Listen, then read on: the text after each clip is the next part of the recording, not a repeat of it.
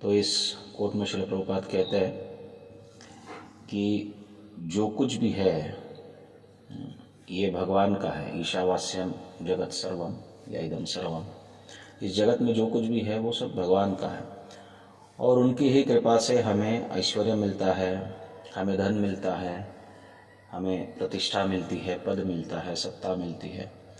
लेकिन जब हमें ऐश्वर्य मिलता है तो क्या होता है, तो हम भगवान को भूल जाते हैं, क्योंकि ऐश्वर्य धन ये सब माया के विकार है। जीव अगर या भक्त साधक ये सोचकर भजन करता है कि मुझे कुछ भौतिक ऐश्वर्य मिले, कुछ भौतिक धन मिले, तो इसको समझते हुए भगवान उसे प्रदान करते हैं।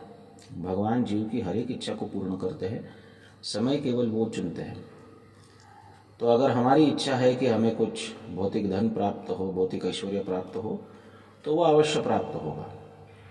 परंतु फिर भगवान भी कहते हैं कि मेरा काम आसान हो गया, भजन के प्रति ये भौतिक धन मांग रहा है, ऐश्वर्य मांग रहा है, ये देना बहुत आसान है, ये मुझे देने की आवश्यकता नहीं है, ये माया तो उसे वैसे भी दे देगी।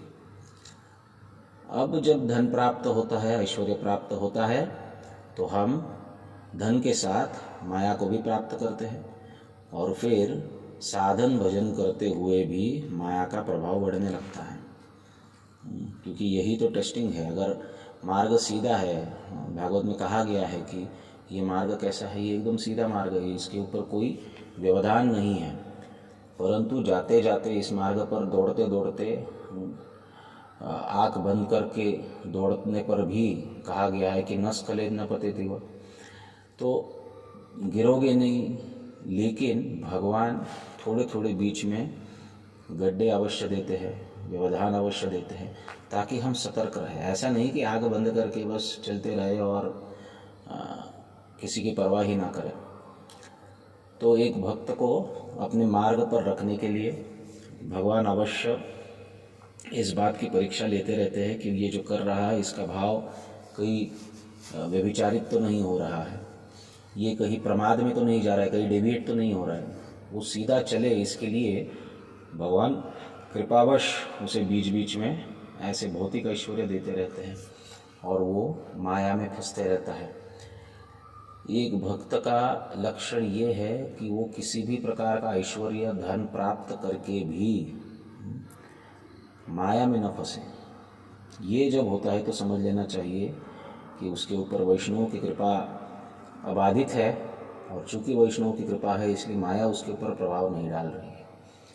माया से बचने का एक ही मार्ग है कि हम पर वैष्णवों की कृपा बनी रहे, और वैष्णवों की कृपा का अर्थ है सभी प्रकार के भक्तों की कृपा बनी रहे।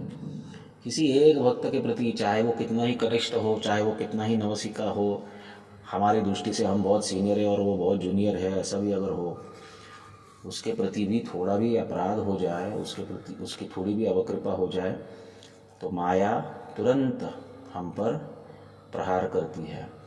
देखिए, वैष्णव अपराध का सबसे बड़ा खतरनाक फल क्या होता है, माया का प्रभाव बढ़ने लगता है।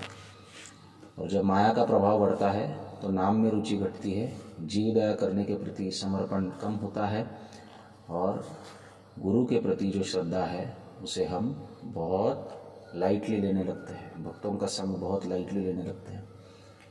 ये सब प्रमाण है जानने के लिए कि हमारा भजन शिथिल हो रहा है, हमारे अपराध बढ़ रहे हैं। जब भी इसके प्राइमरी साइंस दिखने लगे, एकदम पहले के साइंस दिखने लगे, लक्षण दिखने लगे, तभी सुधरना चाहिए और तुरंत भक्तों का आश्रय लेते हुए इन सभी भौतिक ऐश्वर्य और धन को भगवान की सेवा में लगाना चाहिए। भगवान की सेवा में नहीं लगाएंगे तो ये एक बहुत बड़े टाइम बम की तरह है जिसको हम हमारे साथ ले जा रहे हैं। इससे बचना चाहिए। धन हमारे पास हो तो उसे भगवान की सेवा में अवश्य लगाना चाहिए। श्रील प्रभुपाद की जय।